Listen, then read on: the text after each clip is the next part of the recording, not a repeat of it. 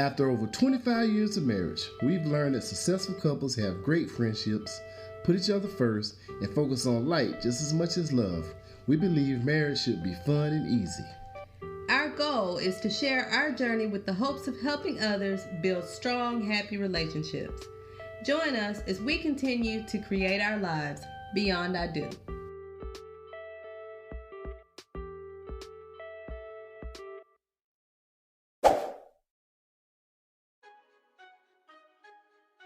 Do you and your partner want to learn simple ways to grow closer? Do you and your partner want to grow happier together?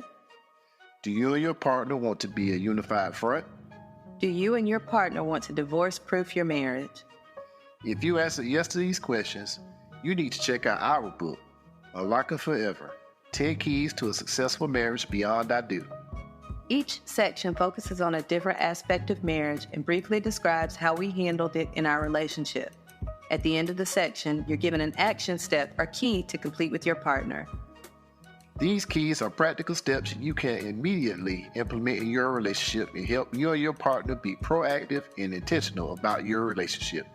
You can purchase your copy on Amazon.com. And until next time, we will holler at y'all.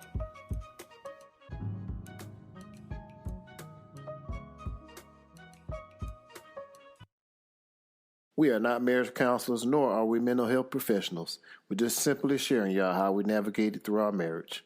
Now, on with the show.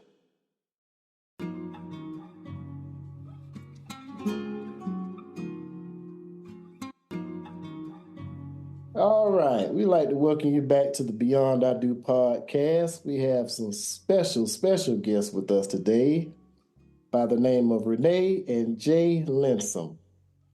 So we'd like to thank you for joining us today. So Renee or Jay, tell us who you are. There you go. Ladies first. There you go. Good answer. Well, I like that. I am the wife of Mr. Jerry Linsom Jr., as well as writer, entrepreneur, yes, and common juggler, because I am a wife. So I do a little bit of everything that's required. So that is me. Go ahead, honey. Well, I am Jerry Linsom Jr., the husband of the lovable Queen Renee Linsom. Yeah. I am a minister of the cloth. I've been in ministry since 1996. Okay. I'm author and a podcaster, and have our own radio show. All right. Well, we want to thank you. We cannot even express how excited we are to share your story with our listeners. When we met, we were so moved by it and we were so excited. So we are going to let the two of you tell your story of how you all met, came together in this beautiful union that you have. Go ahead, Queen. Well, it was a regular day. December 17th of 2018 was the day that we met. And it was just a regular day for me. I got up, went to work. I worked as a job counselor, and I was like, okay, what's my day looking like for my people and everything I needed to do at work. And later on that evening, I got home, resting around, and I saw my phone go off and says, you have a message from your other inbox. And I said, other inbox? I never knew there was more than one. I was like, I learned something new that day. And I saw this message saying, blessings, beautiful, how are you? And I wondered, who in the world is this? I really don't have time. I'm tired. I'm getting off work. I'm just resting around. I really don't have time for foolishness. But I also said, let me see what this man has to say. Because if he says something out of character, I can cut him off quick. Yes. And I can dismiss him, and then he'll stay in the other inbox. But we started talking, and I was like, And he didn't put his foot in his mouth, which I had found some guys to do at first. And I said, okay, I was intrigued to want to learn more about him. And I was like, okay, we could talk some more. And we kept talking. Mm-hmm. He called me when he told me that he was going to call. Yeah. I would get off work and he would be like, how was your day? I'm like, I've had busy clients. It got to the point where he became a part of my life. It was, I was like, whew. And I was talking to another guy at the same time. Don't tell him I said that. Don't tell him I said that. Gotta watch that DM slide, boy. Like, don't tell him I said that. But hey, Brian, options open. That's all. Hey, Brian, you know what? I said, I know you're talking to somebody else, but they got to go. You had to make sure you were the best option. I got it. That's right. Both of you. I mean, at the time, I was in a and I was going through cellulitis. I was going through different things at the time with my body. And in a nursing home, so I'm just scrolling through Facebook, and we're on the same Christian chat. And so she liked it, my pictures. So I was like, let me see who this. And just, you see all these women, they liking your picture, but you scroll through and you see this one, you see that woman. So I'm like, okay, Renee Kennedy. Let me see. So started seeing some church pictures. I said, okay, so she must be saved or she go to church. And started intriguing, and I said, Lord, should I pursue? And he said, pursue. All right. Obedience. It's something about when you, I don't want to make it out of a Christian show or out of a God show, but it's something about when you seek God for the answer. That's right. When you go and you do it yourself, you'll find a sneaker link, you'll find some of everything. Yep, that's right. So with this one, she had a wall up bigger than Walmart. Yeah. Near my It's okay. It's okay. Okay then. Okay. That was me. But I determined, I said, I want to know you. I want to know your mind. Before I get to know your body, I want to know your mind. Right. A lot of times you find when you talking on the phone, first thing you talking about is what you working with or what you got or what you like to do in the bedroom. And see, that wasn't even in our conversation. Now, I did let her know that I was in a wheelchair. You know what I'm saying? I didn't want her to come up or me come down there and be like, boom, here I am. Right. Wheelchair. So take over, Renee. So you just up there or down there, we already know the answer. But so were you all in close proximity to each other? Oh, no. I lived in West Virginia. And she... Yeah, I was in Georgia. Home of the peaches. That's right. We're both... She's from Ohio, and I'm from Connecticut. Okay. And so y'all were not in your home states, but you were in different states and then different states from each other. All right. Yes, ma'am, Miss Renee.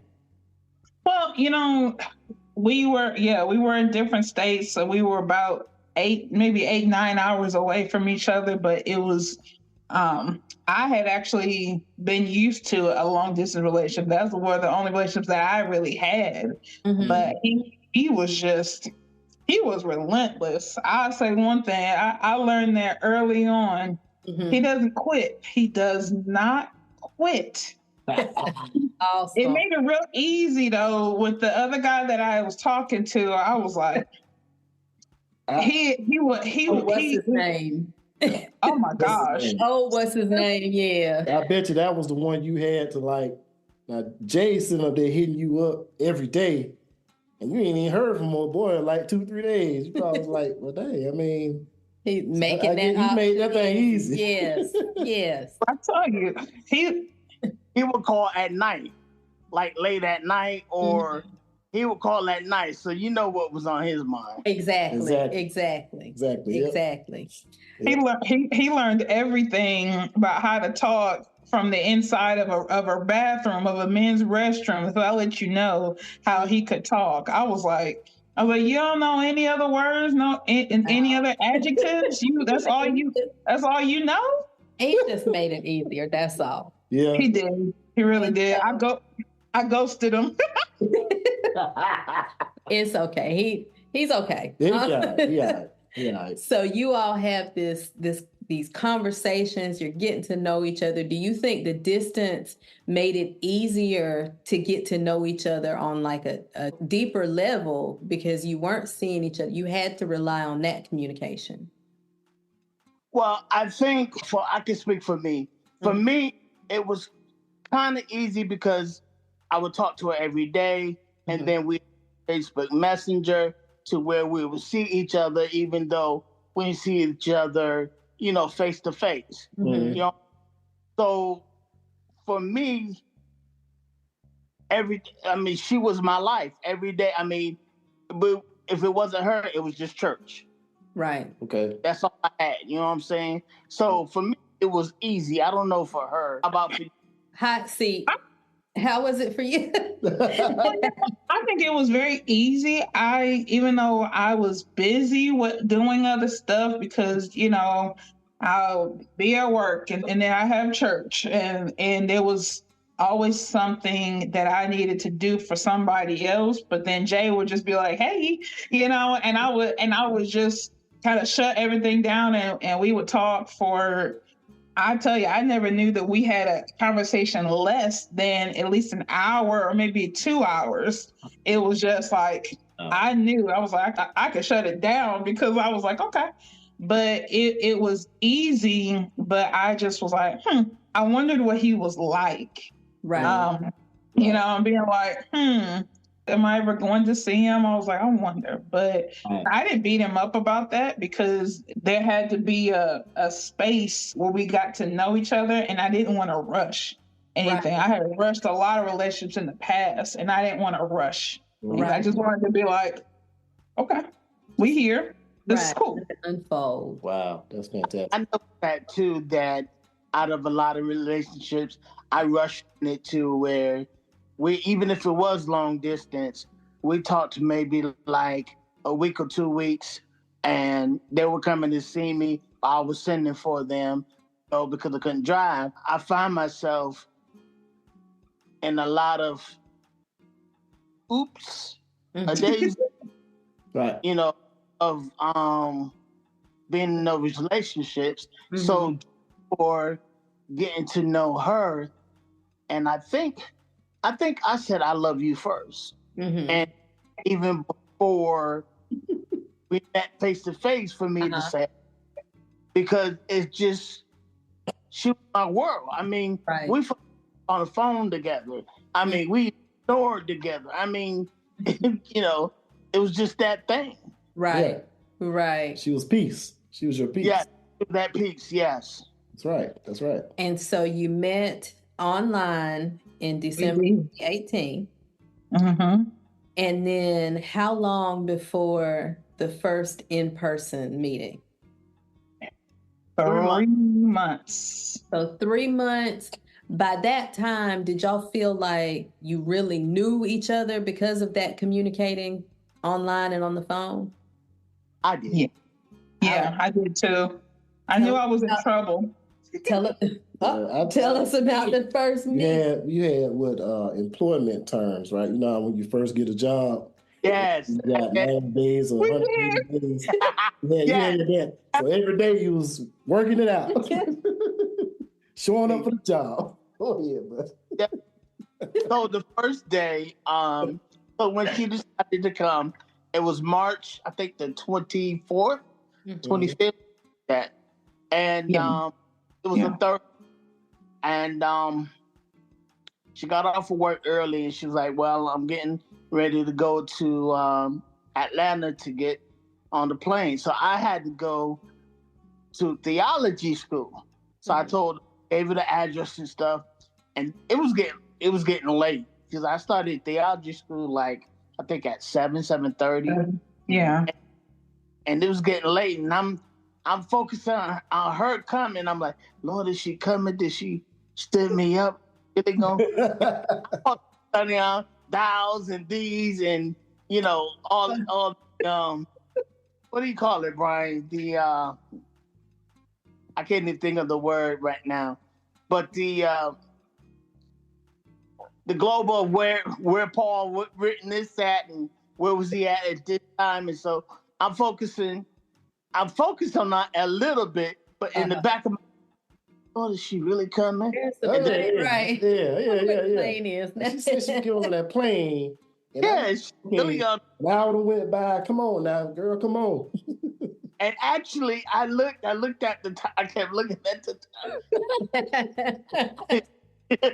It was me, my apostle, and he was like my best friend, the deacon. We all was in theology school. Well, the apostle theology school. So when she came in, and I think the apostle saw her first. And I was like, oh, she's here. She's here. So go over, Renee. You guys, I learned from that trip never ever to go to work and then fly out. And then, because I went to work for a half a day. Then I flew out to Atlanta. Right. Then I get to Baltimore. Then I get a rental car to drive to where he is in West Virginia. Wow. Well, look, flying out of Atlanta airport is a feat in and of itself. So you better say it.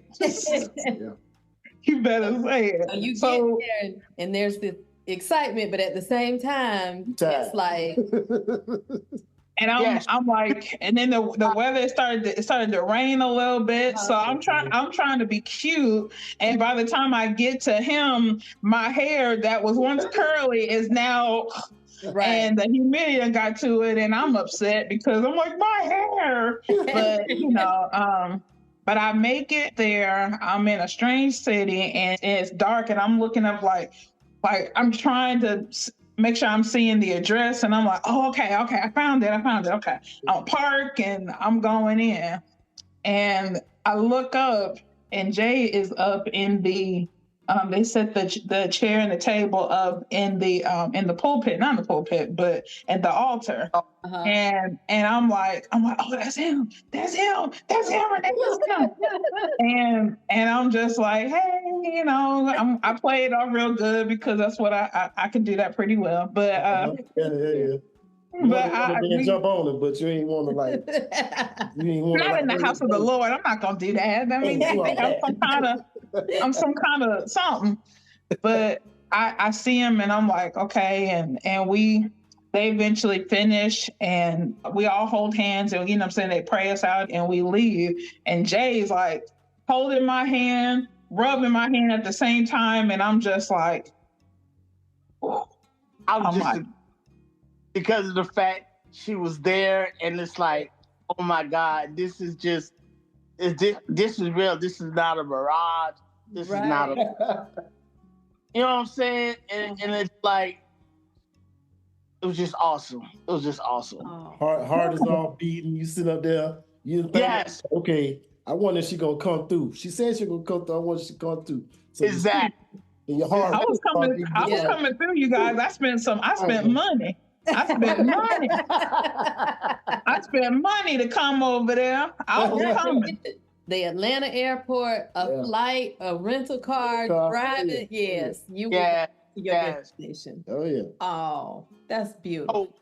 So after church, she takes me home. I fix her some soup, and we ends up talking.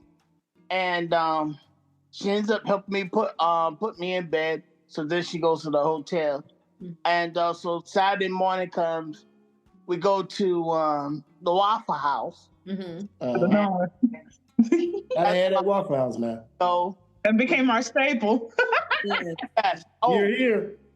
Yes, I mean, wow. So then we go to the jewelry store. Mm-hmm. I wanted to get her a promise ring. Because I mean, I knew this was the one. Mm-hmm. Okay then. And I just knew it within my heart, within my bones, that this was the one. Did you know it? Go ahead. Hey, did you know it? I surely did not. I knew that I was falling for him, and I knew I was in trouble, but I didn't want to admit it. But okay. But he was like, okay, we're gonna go over here he took me over to K Jewelers, and it was like, and I'm like, and I realized then that Jay is all about presentation. It's like, we'll tell you about when he proposed. Everything is just, it's the look, it's the ambiance. He ended up asking me to be his woman right there in K Jewelers. And I'm like, wow. I'm like, and this is how you asked me to be your woman, to be your queen in a jewelry store. I can only imagine how you do everything else. Mm-hmm. Exactly. But see, the only thing is, I couldn't get the ring because my bank messed up my check. Mm-hmm. So I was like, I can't get you the ring, but you know, I don't want to date you. I want to court you. I said, because when you court, there's a difference. Right. Mm-hmm. Right. If I said date, she could have went back to Georgia and she could have picked up the phone and called old boy. Right. Right. Yeah. So when I'm like, when we court, like a connection, and we know we both want each other, and we know what we want, and the standard that we're going to stand for. You know what I'm saying? Right. So she ends up, I said, well, I'm going to give you 3 days. I said, I'm going to give you till Sunday. No, it was 2 Now, he asked me to be his woman, but then I was already set to answer. And then he says, wait, no, I don't want you to answer right now. Take some time and think about it. And I said, okay. All right. Okay, I'll do that. Why I said that is because I was walking with a walker. I still was in a wheelchair. You know, so I didn't know if she really, you know, you could fall and get stuff on the phone. Right. But do that one-on-one, how I work, see how I move. Right. You know, that makes a difference. So that's why I was like, you know, take time. Don't answer right away. So we leaves there. We go to my godmother's house. I introduce her to my godmother, my godbrothers. Okay.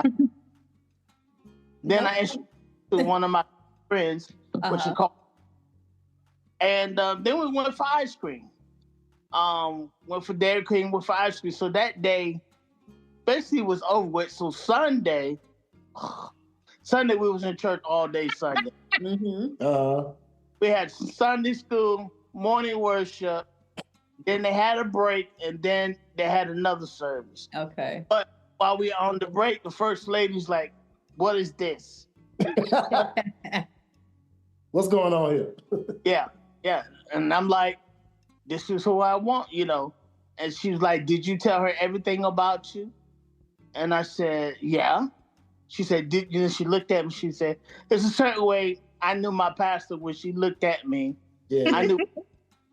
So I went home and I sat Renee down and I emptied everything. I emptied out myself. I said, this is me. Blah, blah, blah, dot, dot, dot.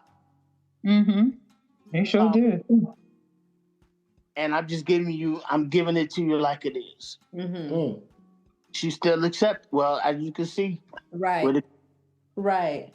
Dang. I would imagine too that the level of respect just had to grow and increase because He told you what his intentions were, gave you all the information you needed, and then gave you some more. So, and then allowed you to make that decision. And we see you made the right choice. Yep, that's right. I so did. I really did. And we went through some things on both sides because I had never ever, I had been single for some years by that point, and I had been at my church for years, so I was just kind of like, oh. But then when Jay came in the picture, a lot of people, quite a few people at my church did not, my pastor was like, are you sure you in a wheelchair? You might. I'm like, ain't nobody beating up on me. I mean, that's what I was thinking. I'm like, no one's beating up on me. Yeah. I was at least that sure of myself that I wasn't going to be nobody's punching bag. I was like, I'm not. And I knew if anything, I knew I could take Jay if I had to. I mean, hey, if I had to, but I knew I would, what I'm saying? But but people were just like, and when it came time to, he gave me a year. He said, Renee, I want you here. I want you here in Martinsburg. I'm going to give you a year to get here. And I literally thought, this dude, I probably would not have received that at all had it been somebody else. I probably would have said some choice words, and I would have said some nice, colorful words, and I would have cut it off. Absolutely. But since it was him, I was like, listen, don't get upset. Just listen, because he's telling you something. Right. Right. You have to decide what you're going to do, but he's telling you, he's telling you what he wants. Right. So I had to really hear that. Go ahead, baby. I'm sorry. And see, that was like 2 or 3 weeks after we met. That wasn't. Okay. Okay. All right. I said, look, I'm giving you a year, and if you're not here in a year, then I know you're not serious. Okay. I love it though. I mean, like I said, his intentions were made clear. Yep. And the ball was in your court, but he did everything after that to make sure that he was option one. Exactly. True. Right. And has not slipped from that role, so it worked. And the amazing thing, y'all, after that Monday she was leaving, I didn't want her to leave, of course. Oh yeah. So she left, and we continued to talk months and months. Now let's say we're in June, where I'm about to, before I go, I did have on my end, my church family saying, well, she's a woman, and she's a younger woman. See, we're 16 years apart. Mm-hmm. Okay. She's a younger woman. How you know she don't have a boyfriend on this time? We both getting from our the yada yada yada. Yeah, yeah. But that yada yada yada, as you can see. Right. So June comes, and I'm getting ready to get ordained elder. So, like in May, I'm telling her about it. I was like, I would like you to come down and, be my guest for, for this exaltation. We're going to have dinner, da-da-da. So her pastor tells her no. You talking about it off. If I really could told that pastor off, I would have. But I respect the men of the cloth. Right. So deal with getting ordained by myself. I did have, but it wasn't Renee. So, even though this friend, he was real close to me. He lived in the building, so I knew he was going to be there anyway. But I really wanted Renee and my brother to be there. Neither one of them was up. So that's the time we're dealing with. Now, we're still talking. So August comes. August the 19th. Yes. It's a Tuesday.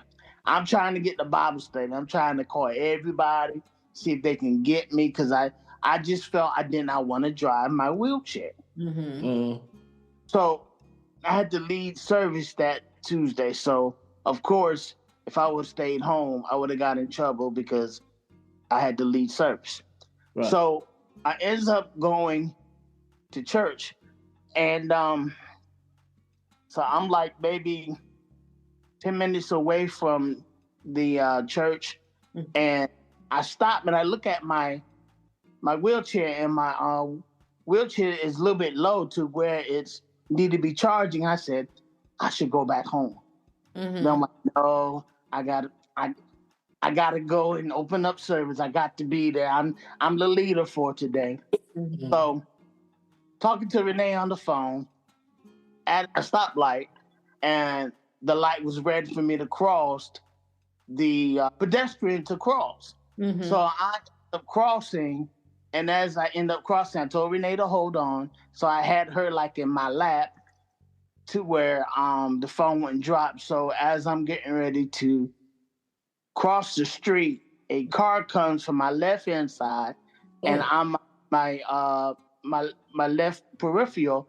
I saw like a blue grill, like a truck Jeep, and it hits me in my wheelchair. So the wheelchair flips. I ends up breaking my shoulder and breaking my humerus, hitting my head on the ground, and the wheelchair splits. Now, I don't want to interrupt you, but I do want to make clear. And Miss Renee, where were you when this was happening? We had just been talking. And so he always says whenever he's crossing the street, he was like, hold on, Renee, I'm about to cross. And so I was just like, okay. So you on the phone. Listen. I'm on the phone. Oh my God. And you are, 8 hours away? Right. On the phone, listening to all of this. And all I hear is, ow, ow, ow. That's all I can hear. And I'm like, I don't know what's happening, because that's the scariest part. You don't know what's happening. And somebody was going by, or somebody picks up and says, he was just in an accident. And I go, what? And I'm like, and they're like, we got an ambulance coming, whatever. And then we get off, and I'm going like, yeah, what do you do? Yeah, right. What do you do? Like what? Angles, yeah. We were literally just talking, and then right. A split second seems like. Oh my God. If I didn't have my seatbelt on, the way the car threw me, if I didn't have my seatbelt on, I would have been killed. Wow. But so goes to the hospital in town, and they say, well, we can't do the surgery. We got to send you 2 hours. I think it's like an hour, 2 hours away. Yeah, Morgantown.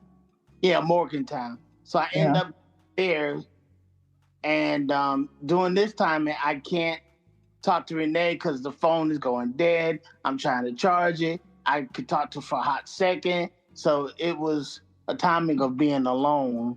And, I didn't have nobody. Right. In Connecticut, spread it abroad. I couldn't talk to them. So the doctor comes in. He's like, well, of course you got to have surgery. Your humerus broken and your shoulder's broken.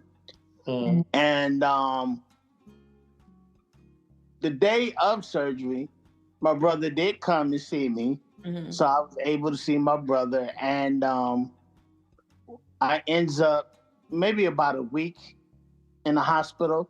Then I ends up going to a nursing home. And a nursing back in my town.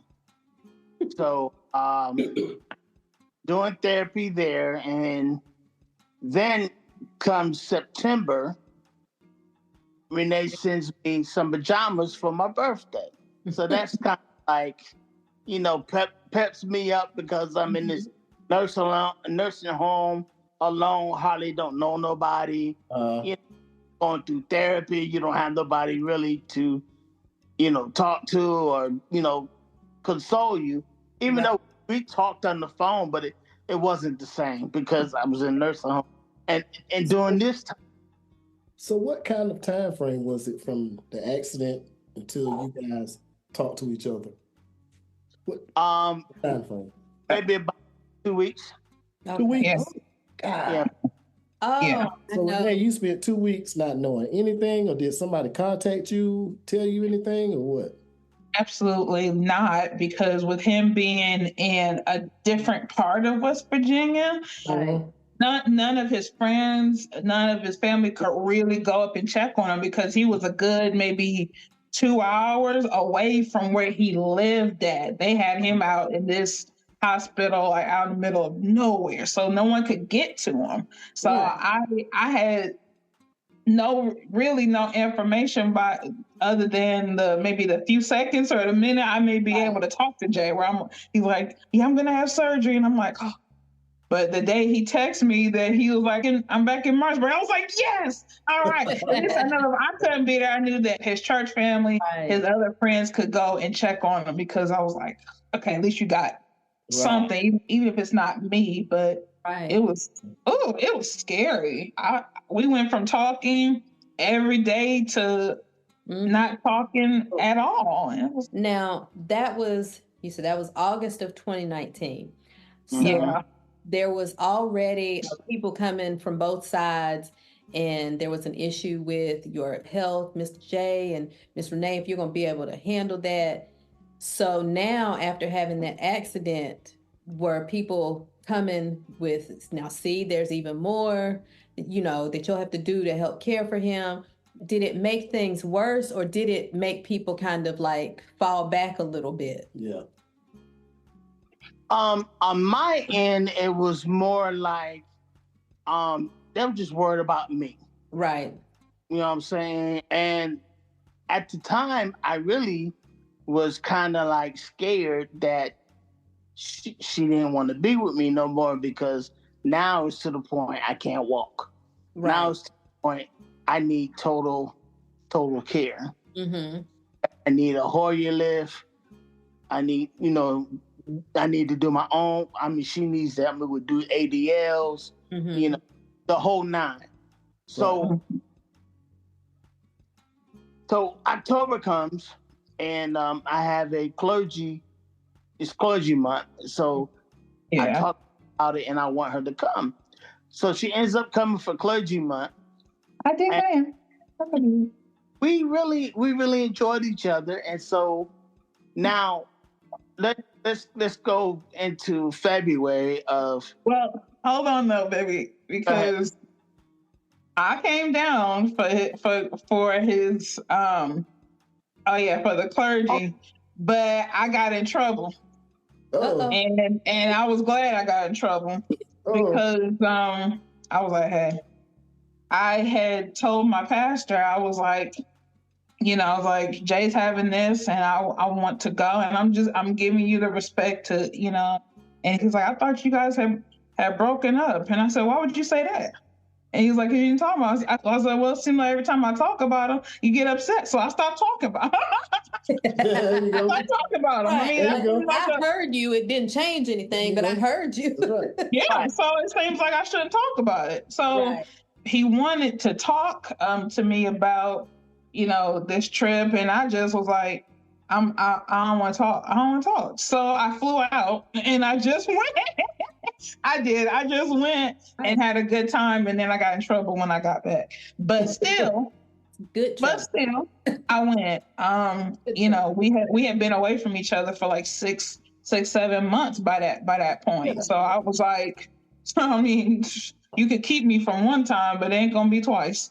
Right. And I came and I went home the following month for Thanksgiving. I went home and I said, okay. And I rented a car while I was home. So I drove from Ohio to West Virginia to go and see him the day after Thanksgiving. I drove. Okay. Oh, wow. It was like a 4-hour drive, and I drove it. That's not love. I don't know what is. That was a 4-hour drive. And the sister was tired when I came home that Saturday night. I was tired, but it was worth it. So that ended our 2019. 2 accidents, you guys. Mm-hmm. 2 accidents in a span of 6 months, because I had one that I was in that February where my car got totaled.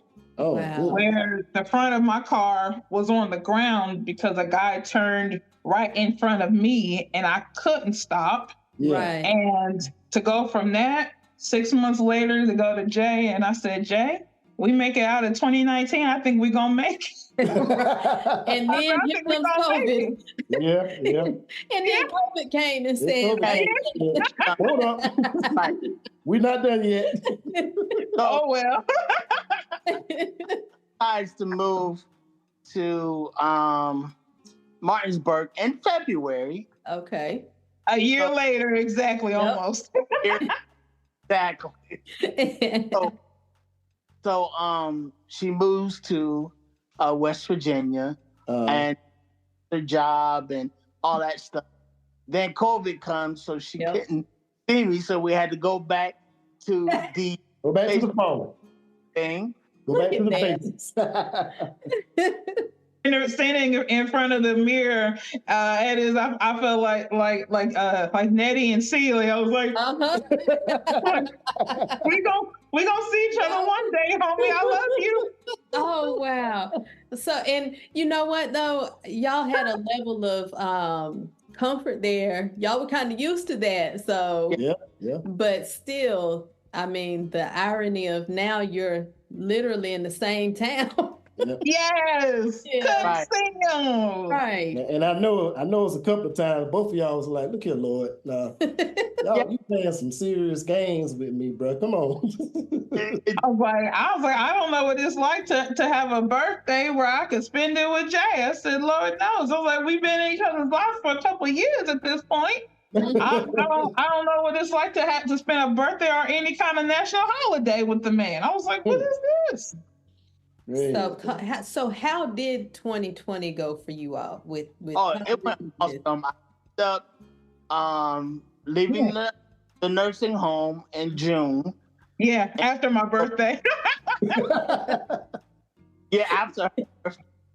So her and another aide that I knew from the nursing home took care of me. So Renee would come would you come in the morning or the afternoons? Well, I worked the weekend because I had a job that I worked Wednesday, Thursday, Friday, Saturday. I worked 4 days and then I was off for 30. So yeah.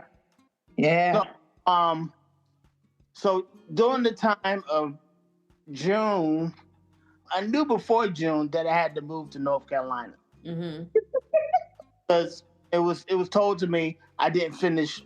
I never wanted to come back to North Carolina. I left North Carolina in 2012, and I said I would not be back here again. And I told Renee that. I said, only way I go back if God tells me. But guess what? You told me. North Carolina. So she moves in February. So in June, I said, I got to move to North Carolina. She's like, I'm not going. I just moved here. I got this good job, you know, and I'm like, well, maybe we can, I can see rent and maybe I could pay rent here and there. So I was like, Lord, you fix this. So July comes and we end up going to North Carolina. So I shows her my old stomping grounds and stuff like that. And how about we goes and fill out the application? The same day we go fill out the application, they said, you're approved. So go back to West Virginia. So August we moved to North Carolina. Okay. So let me see. So with North Carolina, enjoying it, enjoying ourselves. So by Thanksgiving, I ends up getting sick with UTI, not yellow. No, you had UTI. He had a lot going on. Cirrhosis, not cirrhosis, sepsis. He had sepsis. Sepsis. So all this is going on, and then December comes, and all this is going on again. I end sepsis, and so I see that from June to about November. I said, Lord, this woman is taking care of me. She does everything for me. She calves me. You know, at that time I had to be calved and all that stuff. She does all this stuff for me. I'm going to marry her. Now, the church I came from, not the church in West Virginia, but the church in North Carolina, I came from even double marriages. Okay. But I said, Lord, I know you sent this woman to me. And I want to marry this woman. So December comes, December 17th is when we met. So I take her out to dinner. And as we come back for dinner, I said, don't get undressed. I done had my wedding ring and everything. She took me to the wedding, to the jewelry place. Didn't know I was getting an engagement ring. And so after we come back from dinner, and I says, come in the kitchen. So my sister, her best friend, her stepmom, phone, and I sings to her. I tells her a little bit of words, how I love you, da da da da da, and then I sings to her always and forever by. Oh man! I asks her to marry me, so she says yeah. I sure did too. I was like, and so I'm like yes, it's finally. It's rough. It was rough living in the 2-bedroom apartment, separate, and then people thinking, "Oh, you shacking," and all that stuff. So yeah. So you got, especially by being a preacher, you sleep. But we're holy. So we decided in May, which is my mother's birthday, and which is my mother-in-law's date of her transitioning. So we did May 14th. Oh. May 16th, I got a chauffeur to take us to Florida. To Jacksonville. We stayed there. And then we drove 9 hours to Key West. Oh. So we spent like a week in Key West, and we got married. So it was just, and you experience so much, so much, and I knew this woman was for me to handle me. And I want to say this: make sure you close doors. Those that are getting married or thinking about getting married, make sure you close every door. Yep. That's right. I was about to lose her because one day I she went to get her hair done. Longer than I thought. I said, "Where were you?" And she's like, "I told you how to get married." I said, "Nah, I didn't take that long. You must have been that." She said, "Listen, I'm for my wife." And she said, "If we're gonna go through this, I'm leaving." And all right. So there's been, out of May 14th will be 3 years this year. And I think we only had maybe 1 or 2 major discussions to where it was heated. Yeah. Because why I say that is because we're open. Right. Yeah. Yes. We are. Yeah. We are. We go out on dates. I done took her to see Taylor Man like 3 times already. Awesome. Took her to see Donald Lawrence and just different people. We went different places and stuff, and Then we went to the reunion tour. So I took her to see, last year, I took her for her birthday to see Fantasia and Joe. All right. All right. So it's like when you date, married, you still have to date your spouse. Right. That's right. Right. Or you still have to be to the point that you show your spouse that you love them. Because that's how you keep them. Because if you stop what you're doing, that love will just die. Right. Yep. So how was that transition once y'all were married? Like, how was it different? What type of growing pains or what type of things came up that maybe you didn't expect? Renee? The Jay had said that we had really had one where we kind of blew up at each other, and I realized, and boy, I tell you, we got into it that day, and I had went to church, but then church was getting let out, and I decided I was going to go to a different church, but I didn't tell Jay. Right. And Jay calls, and I'm like, so when I get home, he's upset because he's like, Renee, why you ain't tell? And I'm like, and I just kind of threw it off, and we both. I was like, man, I don't want to put up with this, and we just kind of blew up at each other. Yeah. And I had to realize too. I got in the room, and I just was like, Renee, you wasn't right. And I was like, woo. Because I was used to doing things on my own, doing things whenever I said I was going to do it. I just went ahead and did it. Right. Yep. Right. But I also have to remind myself that I need to check in with my husband because my husband is covering me. Yep.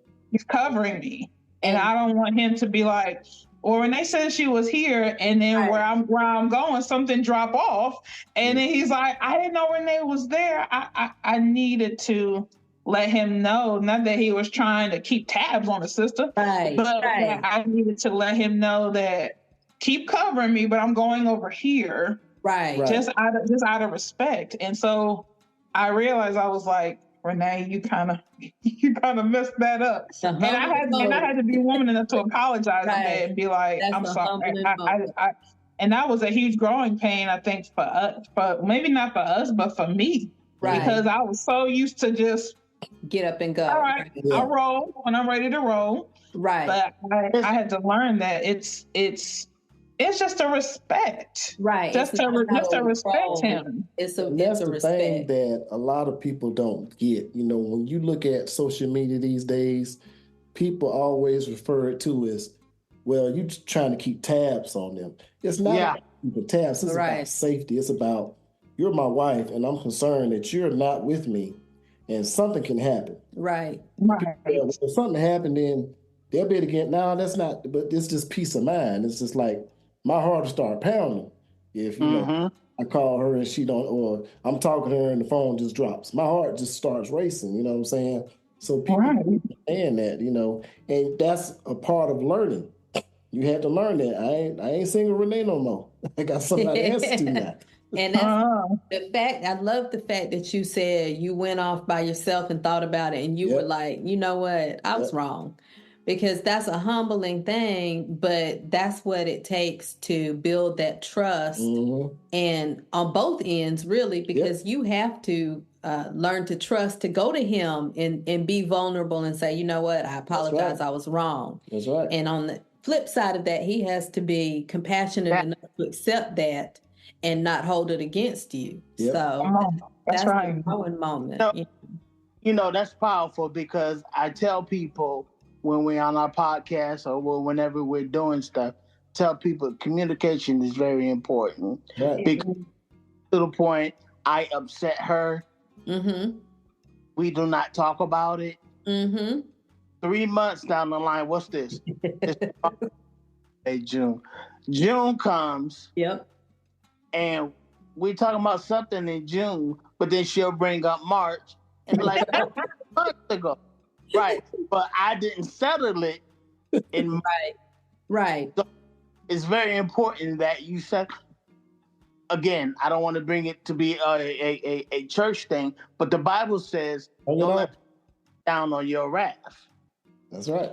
And another important piece to that is both people have to have that closure, that, you know what I'm saying? Like, that has to come to both parties, or in June, something from March might come back up because you thought, Yep. Okay, we're done with this. It's all right. I'm good. But Renee said, no, I had just picked it up. You thought you were done. I'm just still holding it. So that part is, and that's something that probably within the last 6 months or so, we had a disagreement like that. And because I tabled it right then, because we were heated, and I was heated, and I needed to stop and process and figure out a different way to let him know what I meant. When I came back to him, I thought we were done. No, we just paused a little bit. But I needed to have a better way of communicating to him without the emotions and without the anger being the first thing that he saw in it. Exactly. Being able to be that vulnerable and to be honest with yourself. Right. And I think a lot of times, as a woman, we are not honest with ourselves. So true. Feisty and have to, settle back down and go and give that apology. So I commend you for that. Exactly. What I love too is we could be, and like, I could be serious or joking, and she'll be like, I don't like that. Mm-hmm. And so I know not to say that again, or I know not to mention that again, because that'll put like a stink in the relationship. I keep doing it even though she said don't do it. Right. You know what I'm saying? So it's very important that we as couples, we know each other. Right. And that's that I love about Queen. Well, her name is Renee, but I call her Queen. What I love about Queen, we communicate. First, she was putting back in maybe about January of 19, I started calling her Pudding, but now she's Queen. So what was I saying? So yeah, it's very important that you keep communication, you keep And one thing too, you said something, and whether you're joking or not, she said she didn't like it. I think it's important to understand that sometimes, I might say something to him and I don't mean any harm by it, but if he tells me I didn't like that, it's not for me to necessarily, he can explain it to me and I may understand where he's coming from. I may not. I still may think that it's harmless. Yeah. The important thing is my husband said he didn't like that, so I need to change that behavior. Right.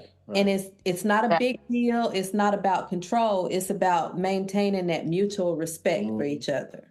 That's right. And you also have to, I know for me, as you have to stop having those internal conversations, because a lot of times I studied psychology in school, so I love psychology. So the mind, I'm like, ooh, but you have to really be careful, because when Jay says something, and I'll be like, oh, okay, wait. Now I need to dissect this. I'm like, wait. Renee, take it at face value. Take it at what he said. Don't have to, it's not a sentence. You don't have to diagram the sentence. Just listen to what he's saying and be like, okay, all right. I had to learn that it was okay to tell him how it is that I feel about something, and not expect him to read my mind, because you can't. Right. There's so much stuff up there. Right. It's so much stuff. Sometimes there's some things I don't even know that are up there. And I'm like, so I have to be honest and be like, okay, this is how I feel about this. I can laugh about it and be like, I'm like, boy, you know you doing that. You know you're trying to do reverse psychology on me. You know you're trying to, but I already peep what you're doing. But it's easy. It's a very freeing to be in a relationship where you don't have to feel like you're walking on eggshells. You can just be like, if I tell him today, like, I don't see why you're doing that when you didn't even do this. And I've told Jay that before, and he'll just be like, man, Renee. And I'm like, I mean, that's how I feel, and he'll cut me in a heartbeat. He'll be like, Renee, you didn't do this, and you said you was going to. And I'm like, I did say that. He done got me, but it was true. Right. But we don't attack each other in hate or malice. I've grown up a lot in being a wife. I've grown a lot. I could have only have grown if I would have been nurtured enough to grow. Yeah. Something happened. Right. The soil had to go in. It had to be good in order for me to feel nurtured enough. That was all that seeding that Jay was doing. He was talking every day. Option one. Old boy was slipping and wasn't talking to you for 2 or 3 days. One of the things that, I know y'all been through a lot. Y'all been through some things that would rip people that have been together for years apart. You know what I'm saying? But the thing that I take from this is, most important is, Renee, I'm proud of you, because I focus on keeping folks out of your dang business. And had you listened to that pastor of yours, because I want to go find that joker now and be like, bro, no, don't do it. Don't do it. That's not important right now. The fact that you didn't listen to him, right, and you stood your ground and said, you know what, I let you do this one time, and I'm gonna let you do this again. Right, right. That was a testament to you, my sister. Right. And to you, Jay, bro, hats off to you, because yes, sir. In 3 years, you have done more, way more, right, than a lot of men have done in 10 years. Absolutely. Absolutely. So it ain't no excuse. And at it this way, I tried to be an encouragement to everybody. You know what I'm saying? Been through. Now, that's not all I've been through. I done have been over by a car. I've been thrown by a car. I done fell off a house. Oh, my. Fell asleep, ended up on the other side of the road. Car flipped, smacked into a tree. Oh my gosh! No broken bones, though. I'll tell you. Oh, right. Wow. Some of them was broken, so that's why I had the book out, "Broken Bones, but Not a Broken Soul." All right. All right. And so now that you bring us to that point, for the listeners who want to find that book, to read more about your story, who want to hear more about your love story, where can we find you online? You could find me, you can find the book at walmart.com as well as, and I'm on social media, Jaywalks Linsom on Facebook. Okay. Jaywalk Linsom on TikTok. Mm-hmm. Those are the 2 main ones that I use. Yeah. Okay. Mm-hmm.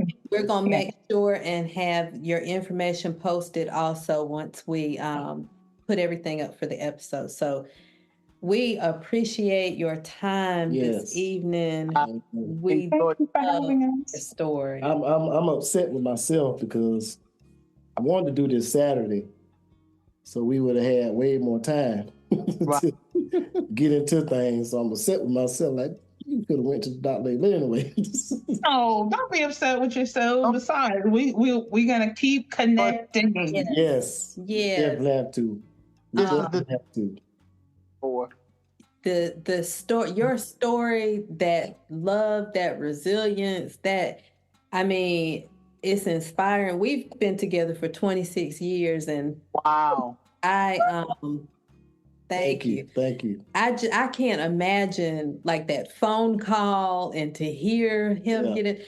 And then we talked about it a little bit when we met the first time, but Renee, I felt some kind of way with the person who hit him when you were on the phone. And I don't think she was quite sympathetic enough. Because oh my gosh. Oh my God. Trying to make sure he's okay, but trying to let her know I'm not. Yeah. So and Lord knows that was a crazy time. I could only imagine. So we just want to thank you for your time. Thank you for your time, appreciate guys. It.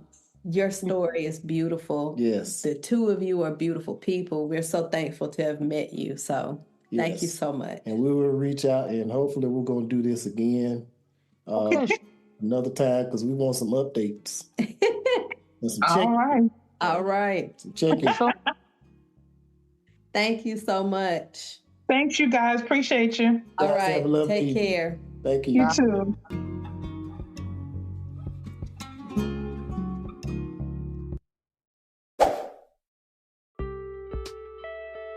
Thanks for joining us on this episode of the Beyond I Do podcast. Please make sure to like this episode and also subscribe to our podcast. You can also find us on Facebook, Instagram, and YouTube at the Beyond I Do podcast. And until next time, we will holler at y'all.